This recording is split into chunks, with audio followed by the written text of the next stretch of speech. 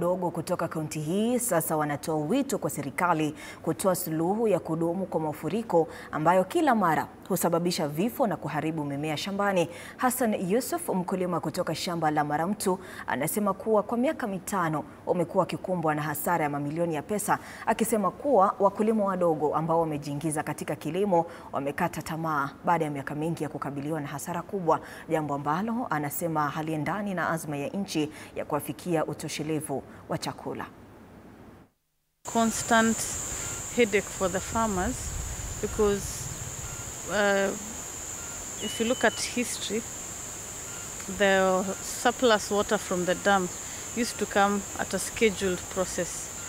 Some of the farmers were saying in the 90s the flood waters would be released. I mean, the dam water would be released maybe after a while of like 4 or 5 years is when the water is released at once.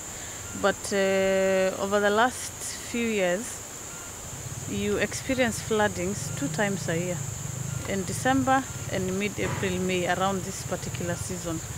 And it makes the farmers very worried because you don't know when to plant and you don't know if what you planted will be harvested. It's a challenge. It's not that they're doing these things at a free cost. Every activity that happens, the farm preparations, the buying the seedlings, organizing for fertilizers, the labor, all the cost only for you to go down the